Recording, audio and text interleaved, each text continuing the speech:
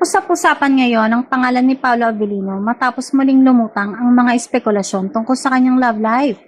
May mga kumakalat na hula at prediksyon na umano'y may ibang babaeng napupusuan ng aktor at posibleng may secret girlfriend itong hindi kabilang sa showbiz. Sa gitna ng mga ganitong usapan, simple lamang ang punto ng aktor. Huwag agad maniwala sa mga impormasyong walang malinaw na basihan, lalo na kung nagmula lamang sa hula o prediksyon. Para kay Paolo, hindi dapat ituring na kumpirmadong katotohanan ng isang bagay dahil lamang sinabi ito ng isang manguhula.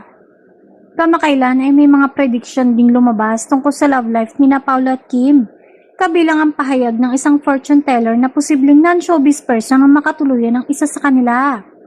Gayunpaman, nananatili itong prediksyon at hindi kumpirmasyon mula mismo sa mga artistang sangkot. Hindi rin bago kay Paolo ang mapag-usapan pagdating sa kanyang personal na buhay. Sa mga nakaraang taon ay ilang beses nang nauugnay ang kanyang pangalan sa iba't ibang babae.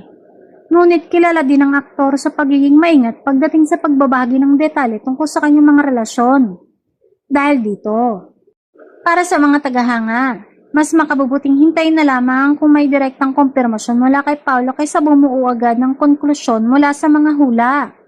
Hanggat walang malinaw na pag-amin mula sa aktor, mananatiling espekulasyon lamang ang usaping merong umano siyang lihim na kasintahan. Sa ngayon, wala ring sapat na mapagkakatiwalaang ulat na nagpapatunay na may secret girlfriend nga si Pablo. Kaya naman ang mensaheng huwag agad maniwala, lalo na kung galing lamang sa hula, ay magandang paalala rin sa publiko na pag-iwalayin ang kumpirmadong impormasyon sa mga prediksyon at showbiz speculation.